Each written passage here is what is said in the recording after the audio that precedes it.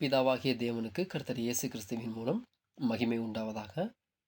கிறிஸ்து இயேசுவுக்குள் மிகவும் பிரியமான அன்புக்குரிய சகோதர சகோதரிகளே, உங்கள் யாவருக்கும் நம்முடைய பரலோக பிதாவாகிய தேவனுடைய நாமத்தினாலும் கர்த்தராகிய இயேசுடைய நாமத்தினாலும் கிருபையும் சமாதானமும் உண்டாக கடவதாக.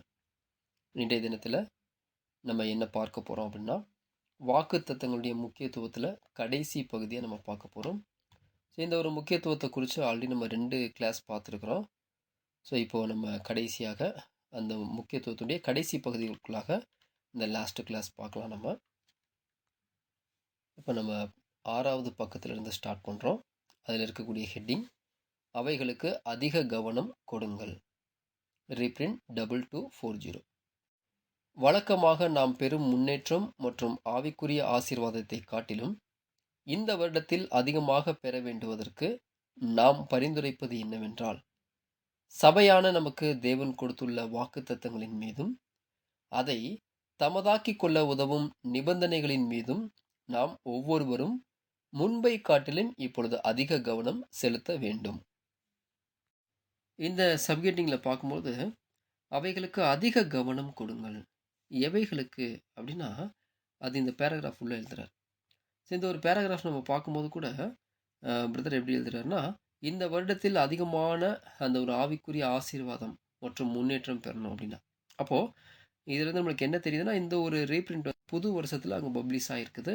எந்த வருஷம் அப்படின்னா 1898 ஜனவரி 1 வந்து அங்கே பப்ளிஷ் ஆகிருக்கு. இப்போது நம்ம கூட வந்து ஒரு புது வருடத்திற்குள்ளாக அங்கே நுழைஞ்சிருக்கிறோம். தேவனுடைய பரிபூர்ண கிருபையினால் இந்த ஒரு புது வருஷத்தை கூட நம்ம பார்த்துருக்குறோம். அப்போது இதுக்கு முன்னாடி நம்ம வந்து தேவனுடைய அந்த கிருபையினால் அந்த ஆவிக்குரிய ஆசீர்வாதம் மற்றும் முன்னேற்றத்தை நம்ம பெற்றுக்கொண்டோம். நம்மளுக்கு அந்த முன்னேற்றம் இருந்துச்சு. அப்போது அந்த ஒரு ஆசீர்வாதத்தை விட இந்த வருஷத்தில் நம்ம இன்னும் அதிகமாக பெற்றுக்கொள்ளணும்னா நாங்கள் உங்களுக்கு பரிந்துரை பண்ணுறோம். என்ன அப்படின்னு பிரதர் அந்த ரீப்ரிண்ட்ல எழுதுறாரு. அப்போது எந்த விஷயத்தை அங்கே பிரதர் நம்மளுக்கு பரிந்துரை பண்ணுறாரு, சஜஸ்ட் பண்ணுறாரு அப்படின்னா, தேவன் சபையான நமக்கு கொடுத்துள்ள வாக்குத்தத்தங்கள், அந்த வாக்குத்தத்தங்கள் மீதும் அந்த வாக்குத்தத்தங்களை நம்முடையதை ஆக்கி கொள்ளக்கூடிய நிபந்தனைகளின் மீதும். ஸோ ஒரு வாக்குத்தத்தங்கள் கொடுக்குறாரு, அதில் அது நம்மளுடையதை ஆக்கிக்கணும் அப்படின்னா அதுக்குன்னு சில நிபந்தனைகள் இருக்குது. அதன் மீதும் நம்ம வந்து அதிக கவனம் கொடுக்கணும் அப்படின்னு இங்கே எழுதுறாரு. அப்போது இந்த இடத்துல ஒரு முக்கியமான விஷயம் வந்து நம்மளுக்கு வருது. என்ன அப்படின்னா, நிபந்தனை, கண்டிஷன். இந்த வாக்கு தத்தங்களை பொறுத்தவரைய மெயின் என்ன, சுதந்திரிக்கிறது தான் அதில் மெயின். அப்போது அதை நம்ம பெற்றுக்கொள்ளணும் அப்படின்னா அதுக்கு சில நிபந்தனைகள் இருக்குது, அதை நம்ம செய்யணும். அதை செஞ்சால் தான் அந்த வாக்கு தத்தத்தை நம்ம சுதந்திரிச்சுக்க முடியும், பெற்றுக்கொள்ள முடியும். அப்போது அதில் இருக்கக்கூடிய அந்த ஒரு நிபந்தனைகளுக்கு அதிக கவனம் செலுத்தணும் அப்படின்றது நம்மளுக்கு இங்கே கொடுக்குறாரு. ஸோ இந்த நிபந்தனைகள்னால் என்ன, நிபந்தனைகளை எப்படி நம்ம பார்க்குறது, நிபந்தனைகள் இருக்குதா இல்லையா அப்படின்னு குறித்து நம்மளுக்கு பெஞ்சமின் பாட்டன் வந்து அவர் எழுதியிருப்பார். அந்த ஒரு காரியத்தை குறித்து நம்ம கடைசியாக இந்த ஒரு வகுப்பினுடைய கடைசியில் பார்க்கலாம். அப்போது இந்த நிபந்தனைகள், அந்த வாக்குத்தத்தங்கள், இதுக்கு நம்ம அதிக கவனம் கொடுக்கும்போது என்ன ஆகும் அப்படின்னா, நம்ம ஆவிக்குரிய ஆசீர்வாதத்தை இன்னும் அதிகமாக நம்ம பெறுவோம். இன்னும் நம்முடைய புது சிருஷ்டியுடைய வாழ்க்கையில் வந்து நம்ம அதிகமான ஒரு முன்னேற்றம் அடைவோம் அப்படிங்கிறத நம்ம பார்க்குறோம். இந்த ஒரு பேராகிராஃப்க்கு நம்ம ஒரு உதாரணம், ஒரு வாக்குத்தத்தம் பார்க்கணும் அப்படின்னா, நம்ம எல்லாருக்கும் தெரிஞ்ச ஒரு வசனம் பார்க்கலாம். சங்கீதம் 23:1, கர்த்தர் என் மேய்ப்பராக இருக்கிறார், நான் தாழ்ச்சி அடையேன். இதுதான் வாக்குத்தத்தம், அவ்வளோதான். அப்போ இதில் என்ன கண்டிஷன் இருக்குது அப்படின்னா, மேய்ப்பர் அப்படிங்கிறவர் யாருக்கு தான் இருப்பாங்கன்னா, ஆடுகளுக்கு அங்கே இருப்பாங்க. ஸோ நம்மளுக்கு அநேக எக்ஸாம்பிள் வந்து ஆடுகளை பற்றி நம்மளுக்கு வேதாகமத்தில் அங்கே இருக்குது. அப்போது அந்த ஆடுகள் எப்படி இருக்கும் அப்படின்னா, அந்த மேய்ப்பரை வந்து முழுசாக நம்பும், அவர் சத்தத்துக்கு அது கீழ்ப்படியும். ஸோ இதுதான் வந்து என்னென்னா ஒரு கண்டிஷன். அப்போது கர்த்தரை நம்ம நம்பி அவருடைய சத்தத்துக்கு நம்ம கீழ்ப்படியணும். அப்படி கீழ்ப்படிஞ்சா நமக்கு என்ன நடக்கும், என்ன ஆசீர்வாதம் கிடைக்கும் அப்படின்னா, கர்த்தர் என் மேய்ப்பராக இருக்கிறார். மேய்ப்பர் என்ன பண்ணுவார், ஆடுகளை பாதுகாத்து பராமரிப்பார், அதுக்கு தேவையான ஃபுட்டு கொடுப்பாரு, தண்ணி கொடுப்பார். அப்போது அது ஒரு மிகப்பெரிய ஆசீர்வாதம். அப்போது நம்ம கீழ்ப்படுதல் உள்ளவர்களாக இருந்தோம் அப்படின்னா நம்மளுக்கு மிகப்பெரிய பாதுகாப்பு, நம்மளுக்கு தேவையான ஆவுக்குரிய உணவுகள் வந்து அங்கே கிடைக்கும் அப்படிங்கிறது நம்ம இதிலிருந்து புரிஞ்சுக்கலாம். இது ஒரு சின்ன உதாரணமாக நம்ம இங்கே பார்க்குறோம். இதை தொடர்ந்து நம்ம நெக்ஸ்ட்டு போகலாம். நெக்ஸ்ட்டு வாக்குத்தத்தங்களிலிருந்து வரும் தைரியம் மற்றும் பெலன். ரீப்ரிண்ட் 5712. நாம் ஜெயம் கொள்ள வேண்டிய அநேக இடர்பாடுகள் உள்ளன. அநேக இடர்பாடுகளை ஜெயம் கொள்ள வேண்டுமெனில் தைரியம் அவசியப்படுகின்றது. ஆனால் தேவனிடத்திலும் அவருடைய மகா மேன்மையும் அருமையுமான வாக்குத்தத்தங்களின் மீதும் வைக்கும் விசுவாசத்தினால் பெறப்படும் தைரியமானது நசுக்கப்படுகிறவர்களாகிய நம்மை பலப்படுத்துகிறது. இது மற்ற யாவருக்கும் அந்நியமாய் தெரிகிற பலத்தை இவர்களுக்கு கொடுக்கிறது. தேவனுடைய பிள்ளையான ஒருவர் ஊக்கம் இழந்தும் நம்பிக்கை மற்றும் பலம் இழந்தும் காணப்படுவாரேயானால் அதற்கு காரணம் அவர் கர்த்தருடைய வாக்குத்தத்தங்களை உதவிக்காக சார்ந்து நிற்பதை விட்டுவிட்டார் என்பதே ஆகும். தைரியம் இழப்பது என்பது விசுவாசத்தை இழப்பதாகும். விசுவாசத்திலும் தைரியத்திலும் குறைவுபடுவது என்பது தன்னுடைய சத்துருக்கள் முன்பு தேவனுடைய பிள்ளையை வலிமை இழக்க செய்வதாகும். பிதாவினுடைய பராமரிப்பு நம்முடைய கண்களுக்கு முன் மறைக்கப்பட்டிருக்கும் வேளைகளிலும் அவருடைய சேவை செய்ய நாம் ஏறெடுக்கும் முயற்சிகள் தடை பண்ணப்பட்டிருக்கும் வேளைகளிலும் நாம் பிதாவை நம்ப வேண்டும். இந்த ஒரு ஹெட்டிங்ல பார்க்கும்போது வாக்குத்தத்தங்களிலிருந்து நம்மளுக்கு தைரியம் மற்றும் பலன் கிடைக்குது அப்படின்னு நம்மளுக்கு தெரியுது. அது எப்படி அப்படின்னா, இப்போ நம்ம ஜெயம் கொள்ளணும், ஒரு வெற்றி பெறணும் அப்படின்னா அது சாதாரணமாக நம்மளால அங்கே வெற்றி பெற முடியாது, ஜெயிச்சிட முடியாது. அதுக்கு நிறைய இடர்பாடுகள் இருக்கும், நிறைய கஷ்டம் இருக்கும், துன்பம் இருக்கும், வேதனை இருக்கும். இதெல்லாம் தாண்டி தான் நம்ம அங்கே ஜெயிக்க முடியும். அப்போ இதெல்லாம் தாண்டி நம்ம ஜெயிக்கணும் அப்படின்னா நம்மளுக்கு தேவைப்படக்கூடிய விஷயம் என்ன அப்படின்னா தைரியம் அப்படின்றது. தைரியம் ரொம்ப ரொம்ப தேவை. ஒருவேளை தைரியம் இல்லை அப்படின்னா நம்மளால ஜெயிக்க முடியாது. ஸோ அப்போ இந்த ரீப்ரிண்ட் உள்ள போய் பார்த்தோம்னா நம்மளுக்கு ஒரு அழகான எக்ஸாம்பிள் கொடுக்குறாங்க. யார் அப்படின்னா நமது அருமை கர்த்தர். அவரை தான் நம்மளுக்கு எக்ஸாம்பிளாக கொடுக்குறாங்க. எப்படி கொடுக்குறாங்கன்னா, நம்ம கர்த்தரே பட்ட பாடுகளினாலே கீழ்ப்படிதலை கற்றுக்கொண்டார் அப்படின்னு இருக்குது. அப்போ இந்த ஒரு பாதை நம்மளுடைய கர்த்தருக்கே ஈஸியா இல்லை, ரொம்ப பாடுகள் நிறைந்த பாதையா அங்க இருந்துச்சு.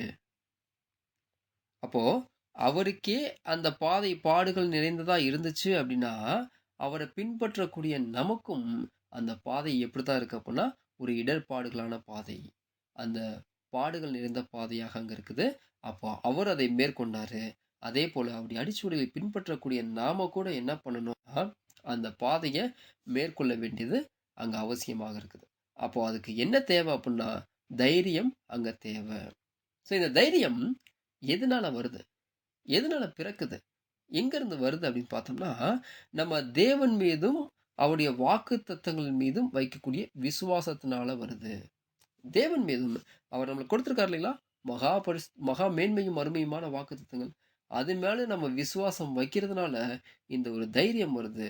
அந்த வாக்கு தத்தங்கள் நம்மளை பலப்படுத்துது அப்படிங்கிறத நம்ம பார்க்குறோம். ஒருவேளை அந்த வாக்கு தத்தங்கள் நம்மளை பலப்படுத்தலை அப்படின்னா நம்ம நசுக்கப்பட்டு போயிடுவோமா. அதாவது இந்த கஷ்டம் துன்பம்லாம் எப்படி இருக்கு அப்படின்னா நம்ம மேல அப்படி நிரம்பி வழிஞ்சு மாதிரி இருக்குதாம், நிரம்பி வழிஞ்சு போதும். அப்ப மேல இருக்குது அப்படின்னா அந்த வாக்கு தத்தங்கள் நம்மளுக்கு பலன் கொடுக்கல அப்படின்னா அது மேல இருந்து அப்படியே நம்மளை நசுக்கி போட்டுருமா. ஆனா ஆனா அதுக்கு மத்தியில நம்ம தேவன் மீது வைக்கும் விசுவாசமும் வாக்கு தத்தங்கள் மீது வைக்கக்கூடிய அந்த ஒரு விசுவாசமும் நமக்கு தைரியத்தை கொடுத்து நம்மளை பலப்படுத்துது. ஸோ நம்மளை பலப்படுத்தக்கூடிய விஷயமாக வாக்கு தத்தங்கள் இருக்குது அப்படிங்கிறத நம்ம பார்க்குறோம். அப்போ இந்த ஒரு பலப்படுத்துதலை நம்ம பார்க்கும் பொழுது இது மற்றவங்களுடைய பார்வைக்கு எப்படி தெரியும்னா ஒரு அந்நியமா தெரியும். என்னது இவங்க எவ்வளோ கஷ்டம் வந்திருக்கு, இவங்க இப்படி இருக்கிறாங்களே, என்ன பண்றாங்க இவங்க அப்படின்னு அவங்களுக்கு பார்க்கும்போது வித்தியாசமா தோணும். ஆனா அவங்களுக்கு தெரியாது நம்மளுடைய பலம் எங்க இருந்து வந்திருக்குது அப்படின்னா தேவன் கிட்ட இருந்து.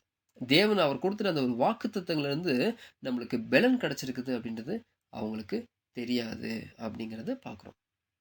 நெக்ஸ்ட், ஒருவேளை தேவனுடைய பிள்ளை ஊக்கமிழந்து இல்லாட்டி பலம் இழந்து இல்லாட்டி நம்பிக்கையிலேருந்து போயிருந்தாங்க அப்படின்னா அதுக்கு என்ன அர்த்தம் அப்படின்னா அவங்க தேவன் கொடுத்துட்டு அந்த ஒரு வாக்கு தத்தங்கள் மீது சார்ந்து இருக்கிறத விட்டுட்டாங்க அப்படின்னு அர்த்தமா. ஒருவேளை நம்ம அப்படி இருந்தோம் அப்படின்னா தேவனுடைய அந்த ஒரு வாக்கு தத்தங்கள் மீது சார்ந்து இருக்கிறத நம்ம விட்டுட்டோம். அதுல இருக்கக்கூடிய ஒரு பிடிப்ப வந்து நம்ம பிடிக்காம விட்டுட்டோம் அப்படின்னு அர்த்தமாக இருக்குது அப்படின்றது பிரதர் குடுக்குறார். அப்ப பாருங்க, தேவனுடைய வாக்குத்தத்தங்கள்லாம் எப்படி இருக்குது அப்படின்னா, நம்ம இந்த ஒரு இடர்பாடான பாதைகள்ல ஓடுறதுக்கு நம்மளுக்கு உதவிகரமானதாக அங்க இருக்குது. அவர் சொல்றார் இல்லைங்களா? அநேக வாக்குத்தத்தங்கள் நம்மளுக்கு குடுத்திருக்கிறார் உதவிக்காக. "என்னுடைய சமூகம் உனக்கு முன்பாக செல்லும். நான் உன்னோட வாயோட இருந்து நீ பேச வேண்டியத நான் உனக்கு போதிக்கிறேன். நீ போற இடமெல்லாம் உன்னைய நான் காக்குறேன்." அப்படின்னு எவ்வளவோ வாக்குத்தத்தங்கள வந்து நம்மளுக்கு குடுத்திருக்கிறார். அந்த வாக்குத்தத்தங்கள் எல்லாமே நம்மளுக்கு தைரியம் குடுக்குது. இந்த பாதையில நம்ம ஓடுறதுக்கு ரொம்ப உற்சாகத்த குடுக்குது, தைரியத்த குடுக்குது, பெலன குடுக்குது. அப்போ இப்பேற்பட்ட வாக்குத்தத்தங்கள்லாம் இருக்கும்போது, நம்ம ஊக்கம் இழந்திருந்தோம் அப்புட்ன்னா, பலம் இருந்திருந்தோம் அப்புட்ன்னா, அது எதை குறிக்குது அப்புட்ன்னா, அந்த வாக்குத்தத்தங்கள் மீது நம்ம இருக்கக்கூடிய அந்த ஒரு பிடிப்ப வந்து நம்ம விட்டுருக்கிறோம். அத நம்ம சார்ந்து இல்ல அப்படிங்கிறத குறிக்கக்கூடியதா இருக்குது. அப்போ இதிலிருந்து என்ன தெரியுது அப்படின்னா, நம்ம நம்பிக்கை இழந்து, ஊக்கம் இழந்து போயிருக்கக்கூடிய சமயங்கள்ல, தேவனுடைய வாக்குத்தத்தங்கள நம்முடைய மனசுக்கு முன்னாடி கொண்டு வரணும். கொண்டு வரல அப்படின்னா, நம்ம தைரியத்தை இழக்கிறது மட்டும் இல்ல, நம்மளுடைய விசுவாசத்தையும் நம்ம இழந்து போயிருவோம். வாக்குத்தத்தங்கள முன்னாடி கொண்டு வரலன்னா, அந்த விசுவாசமும் நம்மளுக்கு வந்து இல்லாம போயிரும். அப்போ வாக்குத்தத்தங்கள தொடர்ந்து நம்ம மனசுக்கு முன்னாடி கொண்டு வர வர தான், நம்ம விசுவாசத்திலயும் அங்க தொடர்ந்து போவோம் அப்படிங்கிறது பார்க்குறோம். ஒருவேளை இந்த தைரியத்தை இழக்கிறது அப்படிங்கிறது, விசுவாசத்தை இழக்கிறது அப்படிங்கிறது எத குறிக்குது? பாருங்க ஃபர்ஸ்ட்டு தைரியம். அத இழந்து போயிருவோம். அதுக்கப்புறம் நம்ம வைத்திருக்கக்கூடிய விசுவாசத்த இழந்து போயிருவோம். இது 2 எதை குறிக்குது நெக்ஸ்ட்டு அப்படின்னா, தேவனுடைய பிள்ளை. தேவனுடைய பிள்ளை எதிராளி முன்னாடி ஒண்ணுமே இல்லாதவங்களா, வலிமை இல்லாதவங்களா ஆயிருவோம். எதிராளி முன்பு. சாத்தான் முன்பு நம்ம வலிமையே இல்லாதவங்களா நிப்போமா. பாருங்க, நம்ம நம்மளுடைய எதிராளி முன்னாடி, சாத்தான் முன்னாடி நம்ம எப்படி இருக்கணும் அப்புட்ன்னா, சர்வாயுத வர்க்கத்த தரித்தவங்களா இருக்கணும். அப்படி இல்லாம ஒரு பவர்லெஸ்ஸா இருக்கக்கூடாது. பலவீனமா இருக்கக்கூடாது. சர்வாயுத வர்க்கத்த தரித்தவங்களா தைரியமா நிக்கணும். ஒருவேள நம்ம அப்படி இல்லாம பவர்லெஸ்ஸா இருந்தோம் அப்படின்னா, பலவீனமா இருந்தோம் அப்புட்ன்னா, ரொம்ப ஈஸியா வந்து அவன் நம்மள அடிச்சு கீழ விழ வச்சுருவான். ஸோ, அதனால நம்ம அப்படி இருக்கக்கூடாது. அப்போ எதிராளி முன்னாடி நம்ம எப்படி இருக்கணும் அப்புட்ன்னா, விசுவாசம் மற்றும் தைரியம் உள்ளவர்களா நம்ம இருக்கணும்.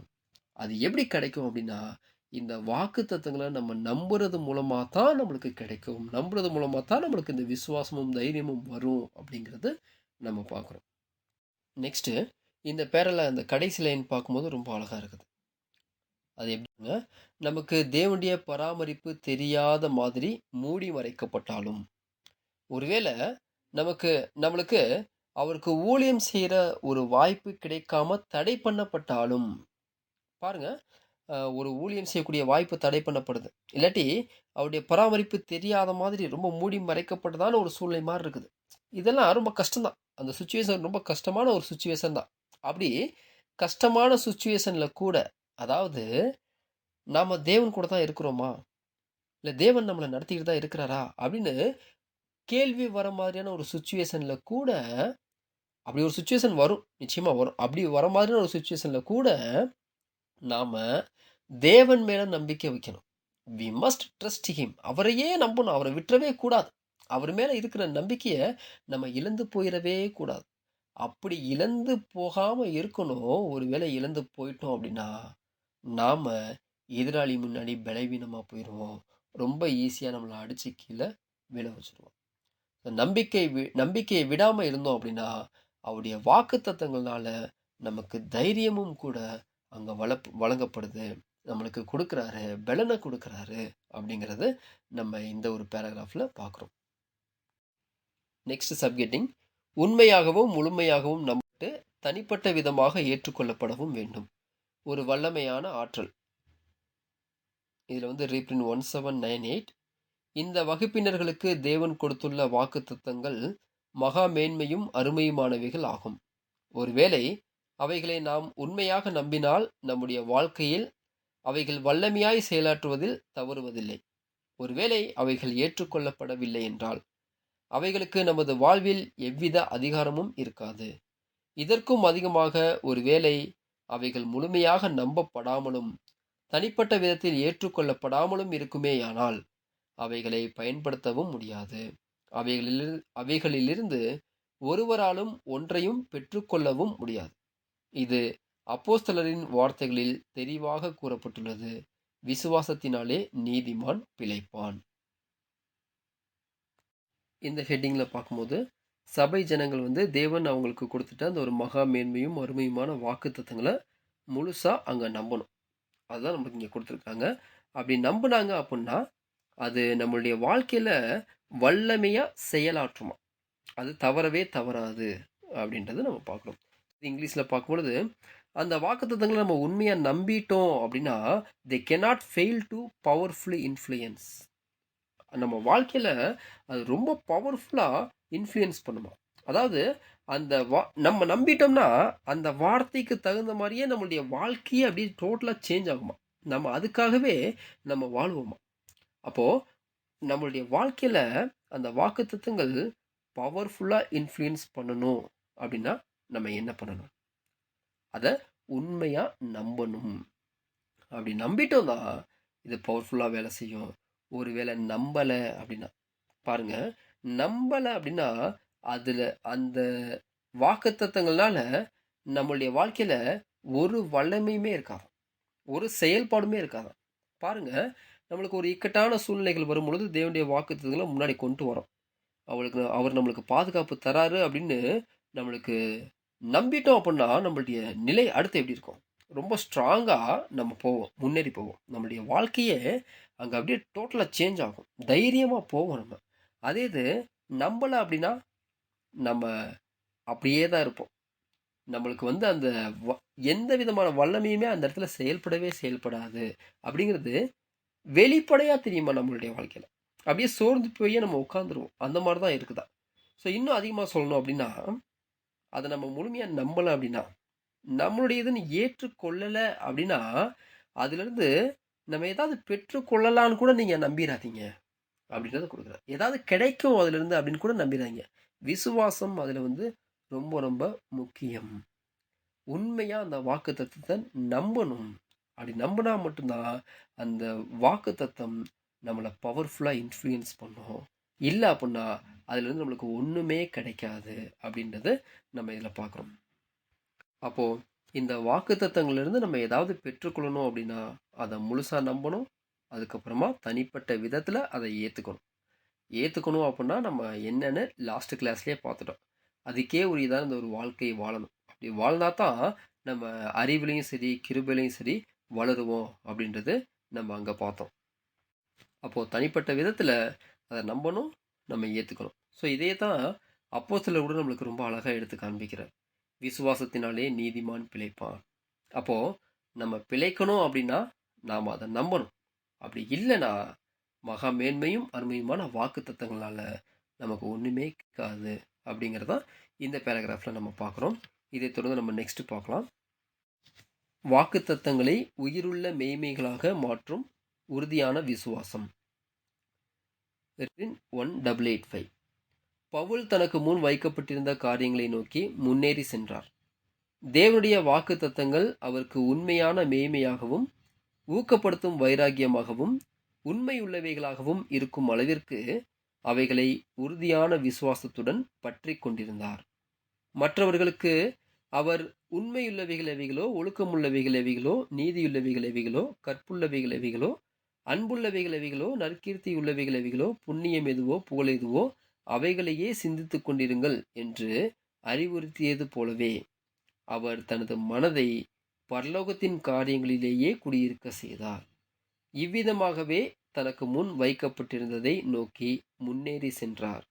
அதுபோலவே நாமும் பரிசுத்தத்திற்கு நேராக நம்முடைய ஏவுதலையும் மரணபரியந்தம் விசுவாசத்தில் தரித்திருந்து நிலைத்திருப்பதற்கு ஏதுவாக தைரியத்தையும் கூட்டி சேர்க்க வேண்டும். நெக்ஸ்ட், வாக்குத்தத்தங்களை உயிருள்ள மெய்மைகளாக மாற்றும் உறுதியான விசுவாசம். அதாவது உறுதியான விசுவாசம் நம்ம வைக்கும்போது, அந்த வாக்குத்தத்தங்களை வந்து நம்ம நிஜமாவே ஒரு வாழ்க்கை வாழுவோம் அப்படின்ற ஒரு விஷயங்கள் நம்மளுக்கு கொடுத்துருக்குறாங்க. இது நம்ம கீழே இருக்கக்கூடிய விளக்கங்கள் படிக்கும்பொழுது இன்னும் ரொம்ப அருமையாக புரியுது. இப்போ அப்போஸ்தலன் பவுல் அவர் நம்ம எடுத்துக்கிட்டோம் அப்படின்னா, அவர் வந்து இந்த ஹெட்டிங்கில் சொல்லப்பட்ட பிரகாரம் தான் வாக்குத்தத்தங்களை அவருடைய வாழ்க்கையில் வச்சுருந்தாராம்.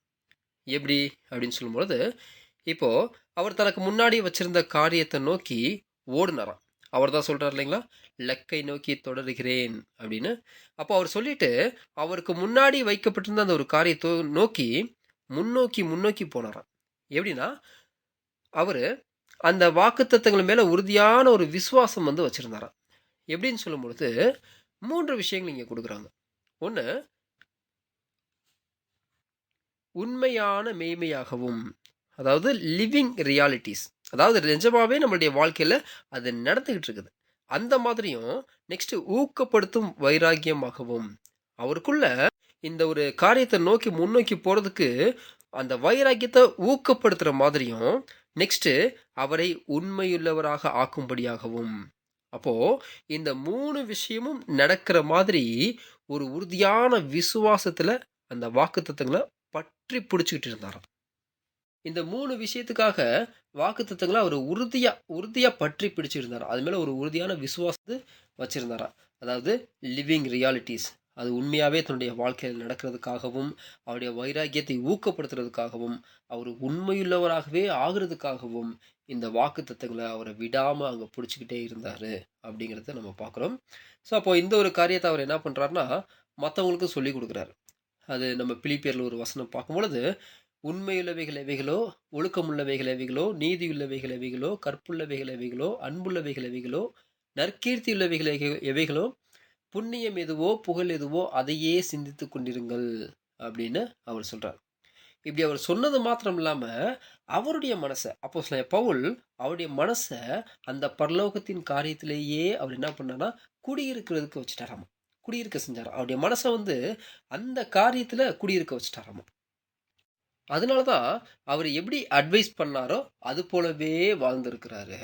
எப்படி அட்வைஸ் பண்ணாரு? உண்மையுள்ளவைகள், ஒழுக்கமுள்ளவைகள், இதையே சிந்திங்கன்னு சொன்னார் இல்லைங்களா?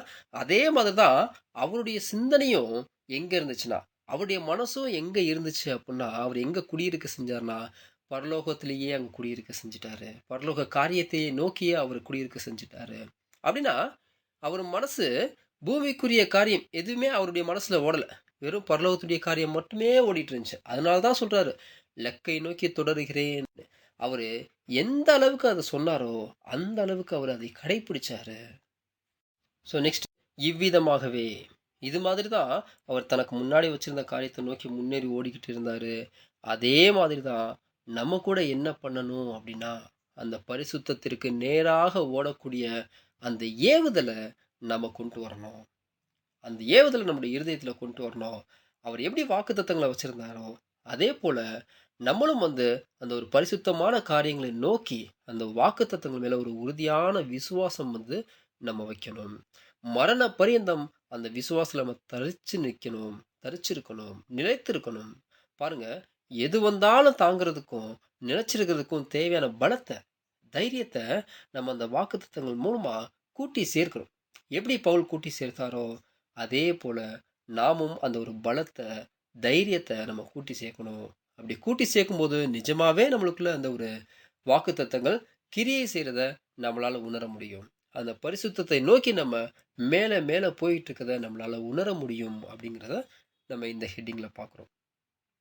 நெக்ஸ்ட் இதே ஹெட்டிங்க்கு இன்னொரு ரீப்ரிண்ட் இருக்குது. ரீப்ரிண்ட் 2642. ஒவ்வொருவரும் தங்கள் இருதயத்தில் விசுவாசத்தை பயிர் செய்ய வேண்டும். எப்படியெனில், 1 தெய்வீக வாக்குத்தத்தங்களை தொடர்ந்து நினைவிற்கு கொண்டு வர வேண்டும். இதன் மூலம் பிதாவின் வார்த்தைகளுக்கு நன்கு பழக்கப்பட்டவர் ஆகிறார். 2 அவர் கர்த்தரோடு உடன்படிக்கை பண்ணியிருப்பதால், இந்த வாக்குத்தத்தங்கள் தனக்கு உரியது என்று அதிகமாய் நினைவில் கொள்ள முயற்சித்து, கர்த்தருக்கு தன்னுடைய ஜெபத்தில் நன்றி செலுத்தும்போது, இவைகளை தன்னுடைய இருதயத்திலும் உதடுகளின் மூலமும் தன்னுடையது என்று உரிமை கோர வேண்டும். அவர் தன்னுடைய எண்ணங்களிலும் சகோதரர்களோடு பரிசுத்தமான காரியங்களைப் பற்றி பேசும்போதும், இவைகள் தன்னுடையவைகள் என உரிமை கொள்ள வேண்டும்.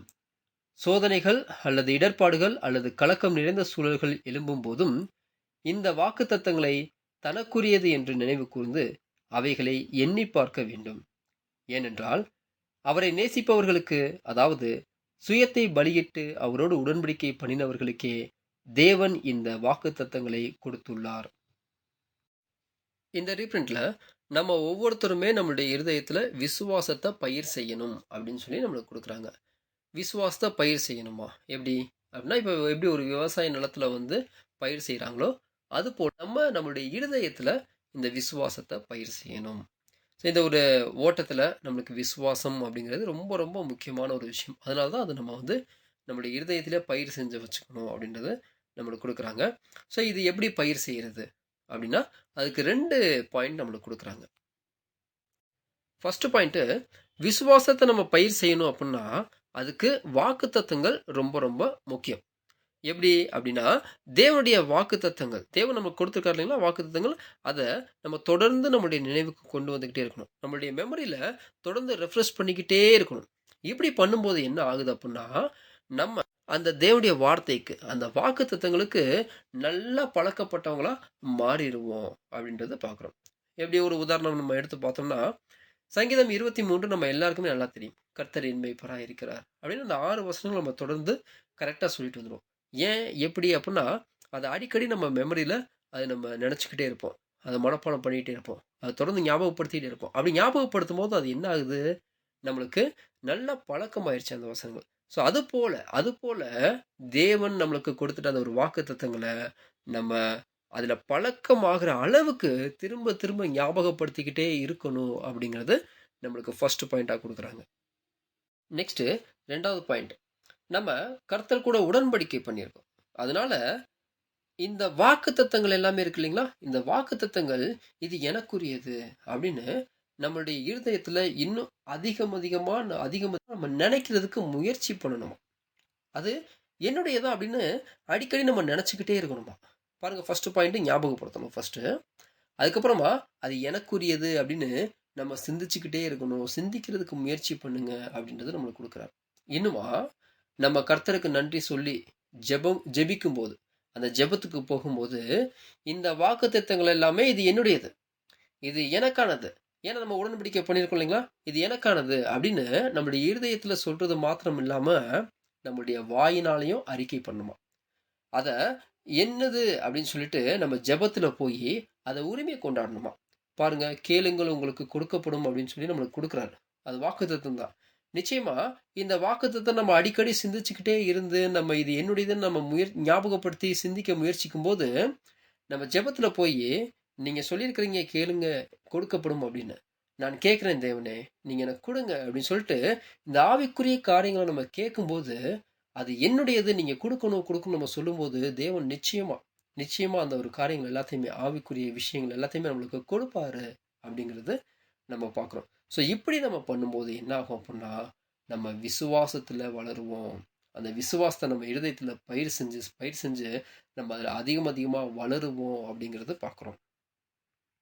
நெக்ஸ்ட்டு நம்முடைய எண்ணத்திலயும் சரி, அது நம்முடையது நம்ம உரிமை கொண்டாடணும். நம்ம சகோதரர்களோடு இந்த ஒரு பரிசுத்தமான காரியங்கள பத்தி பேசும்போது கூட, இந்த வாக்குத்தத்தங்கள்லாம் எனக்குரியது அப்படின்னு சொல்லி நம்ம உரிமை கொண்டாடணும். அதேபோல நம்முடைய சோதனைகள், நம்முடைய இடர்பாடுகள், நம்முடைய கலக்கம் நிறைந்த சூழல்கள்லாம் வரும்பொழுது, இந்த வாக்குத்தத்தங்கள் எல்லாத்தையுமே நம்ம நெனச்சு பார்த்து, இது என்னுடையது அப்படின்றத நம்ம நினைவு கூரணும். ஏன் அப்படின்னா தேவன நேசிக்கிறவங்களுக்கு, அதாவது சுயத்தை பலியிட்டு அவரோடு கூட உடன்படிக்கை பண்ணவங்களுக்கு, இந்த வாக்குத்தத்தங்கள் எல்லாத்தையுமே தேவன் குடுத்திருக்கிறார். அப்போ நம்ம கூட எப்படித்தான் இருக்கிறோம்னா, நம்ம அவர நேசிக்கிறோம். சுயத்தை பலியிட்டு நான் வந்து உங்களுடைய சித்தத்த செய்ய வரேன்னு சொல்லிட்டு, அவரோடு கூட நம்ம உடன்படிக்கை பண்ணியிருக்கிறோம். அப்ப இந்த வாக்குத்தத்தங்கள் நமக்குரியது. நமக்குரியது அப்புட்ன்னா, இந்த வாக்குத்தத்தங்கள் எனக்குரியது அப்படின்னு சொல்லி நம்ம அடிக்கடி சிந்திக்கணும். அதையே நம்ம சிந்திச்சுக்கிட்டே இருக்கும் பொழுது, அது எனக்குரியதுன்னு நம்ம உரிமை கூறும் பொழுது, நிச்சயமாக அந்த ஒரு வாக்குத்தத்தங்கள நம்ம பெற்றுக்கொள்வோம் அப்படின்னு சொல்லி, இந்த ஒரு ரீப்ரிண்ட்ட நம்மளுக்கு இங்க குடுக்குறாங்க. இவ்வளவு நேரமா நம்ம பார்த்துட்ட விஷயங்கள் எல்லாமே வாக்குத்தத்தங்களுடைய முக்கியத்துவம். அதாவது வாக்குத்தத்தங்கள் புத்தகத்துல நம்மளுக்கு ஒரு முகவுரையாக வாக்குத்தத்தங்களுடைய முக்கியத்துவம் நம்மளுக்கு குடுத்துட்டு, சகோதரர் வந்து ரீப்ரிண்ட்ஸ்ல எங்கெங்கெல்லாம் இந்த வாக்குத்தத்தங்கள பத்தி பேசியிருக்கிறாரோ, அது வந்து நம்மளுக்கு எடுத்து போட்டிருக்கிறாங்க. அதத்தான் நம்ம இவ்வளவு நேரமா பார்த்தோம். ஸோ இப்ப நம்ம ஃபைனலா என்ன பார்க்க போறோம் அப்படின்னா, சகோதரர் பெஞ்சமின் பாட்டன் அவர்கள் வாக்குத்தத்தங்கள பத்தி அவருடைய புத்தகத்துல, அதாவது பில்கிரிம் எக்கோஸ்ல வந்து சங்கீதம் 91 பத்தி பேசும்பொழுது, முதலாவதாக ஒரு பேராகிராஃப் குடுத்திருக்கிறாரு. அது நம்ம பார்த்துட்டு, இந்த ஒரு கிளாஸ் நம்ம க்ளோஸ் பண்ணலாம். ஸோ அதுல நம்மளுக்கு என்ன குடுத்திருக்கிறாரு அப்புட்ன்னா, பைபிள்ல வந்து 3000த்துக்கும் அதிகமான வாக்குத்தத்தங்கள் நம்மளுக்கு இருக்குது அப்படின்றத குடுக்குறாரு. இத வந்து 2 டைப்பா பிரிக்கலாமா. ஒண்ணு வந்து நிபந்தனை உள்ளது, இன்னொன்னு நிபந்தனை அற்றது அப்படின்னு வாக்குத்தத்தங்களை 2 டைப்பா பிரிக்கலாம் அப்படின்றது கொடுக்குறாரு. உதாரணத்துக்கு அவரே 2 வசனங்கள் கொடுக்குறாரு. ஒன்று வந்து ஏசாயா 35 வசனம் 1, வனாந்திரமும் வறண்ட நிலமும் மகிழ்ந்து கடுவெளி கழித்து புஷ்பத்தை போல செழிக்கும் அப்படின்ட்டு இருக்குது. ஸோ இந்த ஒரு விஷயம் பார்க்கும்போது கர்த்தருடைய ராஜ்யத்துல இந்த மாதிரி தான் நடக்கும். இது வந்து வாக்குத்தத்தமாக நம்மளுக்கு வேதாகமத்தில் கொடுக்கப்பட்டிருக்குது. இது வந்து நிச்சயமாக நடக்கும். இதுக்கு ஏதாவது நம்ம கண்டிஷன் நிறைவேற்றணுமா அப்படின்னா எதுவுமே பண்ண தேவை. தேவன் சொன்ன இந்த ஒரு வார்த்தை நிச்சயமாக நிறைவேறும், அவ்வளவுதான். ஸோ இதுல வந்து எந்த விதமான நிபந்தனையும் கிடையாது. ரெண்டாவது, வெளிப்படுத்தின விசேஷம் 3:21. இதுல ஜெயம் கொள்ளுகிறவன் எவனோ அவனும் என்னுடைய சிங்காசனத்தில் என்னோட கூட உட்காரும்படிக்கு அருள் செய்வேன். ஸோ இப்போ கர்த்தரா இயேசு கிறிஸ்துவோடு கூட அந்த சிங்காசனத்தை நம்ம பங்கு பெறணும் அப்படின்னா அதுக்கு இதுல ஒரு கண்டிஷன் இருக்கு. என்ன அப்படின்னா நிபந்தனை இருக்கு. என்ன அப்படின்னா ஜெயம் கொள்ளணும். அப்போ ஜெயம் கொள்ளணும் அப்படின்னா நம்ம அநேக பாடங்களை வந்து இந்த ஜெயம் கொள்ளுதலை குறித்து நம்ம கேள்விப்பட்டிருப்போம், நம்ம படிச்சிருப்போம், நம்ம கேட்டிருப்போம். ஸோ அப்போ இது வந்து நிபந்தனை இருக்குது அப்படிங்கிற விஷயத்த நம்ம பார்க்கணும். ஸோ இந்த மாதிரி தான் 2 டைப்பாக வந்து நம்மளுக்கு சகோதரர் பிரித்து காண்பிக்கிறாரு. அப்போ ஒரு வாக்குத்தத்தம் அப்படின்னு நம்ம எடுத்துட்டோம்னா ஃபர்ஸ்ட் வந்து அதில் 3 கேள்வி வந்து நம்ம பார்க்கணும். ஒரு வாக்குத்தத்தத்தை எடுக்கிறோம்னா அதை வந்து ஒரு 3 கேள்விகளால் பிரிக்கணும். என்ன கேள்விகள் அப்படின்னா, ஃபர்ஸ்ட் இந்த வாக்குத்தத்தத்தில் நிபந்தனை அப்படிங்கிறது இருக்குதா, இல்லாட்டி நிபந்தனை இல்லையா அப்படின்னு நம்ம பார்க்கணும். நிபந்தனை இல்லை அப்படின்னா ஓகே, அதை நம்ம விட்டுலாம். ஒருவேளை நிபந்தனை இருந்துச்சு அப்படின்னா நெக்ஸ்ட் ரெண்டாவது கேள்வி, நிபந்தனை அது என்ன நிபந்தனை அப்படிங்கிறத நம்ம பார்க்கணும். நெக்ஸ்ட் நிபந்தனையை பார்த்ததுக்கு அப்புறமா 3வது கேள்வி, இந்த நிபந்தனையை நான் நிறைவேற்றுகிறேனா அப்படிங்கிறத நம்ம பார்க்கணும். அப்போ ஒரு வாக்குத்தத்தம் எடுத்துட்டோம்னா அதுல நிபந்தனை இருக்குதா இல்லையா அப்படிங்கிறது முதல் கேள்வி. ரெண்டாவது, நிபந்தனை இருந்துச்சு அப்படின்னா அது என்ன நிபந்தனை, அது 2வது கேள்வி. 3வதாக, அந்த நிபந்தனையை நான் நிறைவேற்றுகிறேனா. இதுதான் நம்ம ஒவ்வொருவரும் புது சிருஷ்டிகளாக இருக்கக்கூடிய நம்ம ஒவ்வொருவருமே ஒவ்வொரு வாக்குத்தத்தத்தையும் குறித்து நம்ம பார்க்க வேண்டிய கேள்வியாக இருக்குது அப்படின்னு சகோதரர் நம்மளுக்கு இங்கே கொடுக்குறார். அப்போ இதோடு கூட நம்ம இந்த வாக்குத்தத்தங்களுடைய முக்கியத்துவம் கிளாஸை வந்து நம்ம மொத்தமாக 3 கிளாஸ் பார்த்துருக்குறோம். நெக்ஸ்ட்டு வரக்கூடிய நாட்களில் நம்ம ஒவ்வொரு வாக்குத்தத்தங்களாக எடுத்து அந்த வாக்குத்தத்தங்களுக்கு பிரதர் என்ன விளக்கம் கொடுத்துருக்கிறாரோ அந்த விளக்கங்களை நம்ம பார்த்து நம்ம படிக்கலாம். ஸோ அந்த ஒரு வாக்குத்தத்தங்களில் நிபந்தனைகள் இருக்குதா, நிபந்தனைகள் இருந்துச்சுன்னா என்ன நிபந்தனைகள், ஸோ அதை நம்ம எப்படி நிறைவேற்றலாம் அப்படின்ற எல்லா காரியங்களையும் நம்ம பார்க்கலாம். அது மாத்திரம் இல்லாமல் அந்த வாக்குத்தத்தங்களில் இருக்கக்கூடிய ஒரு பொக்கிஷங்களை, ஊட்டச்சத்துக்களை, அதில் இருக்கக்கூடிய தைரியத்தை, அதில் இருக்கக்கூடிய பலத்தை நம்ம உறிஞ்சி எடுத்து நம்ம வெளியே கொண்டு வந்து அந்த விஷயங்கள் எல்லாமே நம்முடைய வாழ்க்கையில நிறைவேறுவதற்கு நம்ம அனுமதிக்கலாம்.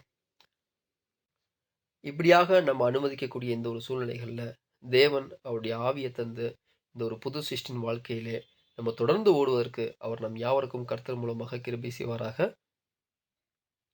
தேவநாமம் கர்த்தர் இயேசு கிறிஸ்துவின் மூலம் சதா காலங்களிலும் மகிமைப்படுவதாக. ஆமென்.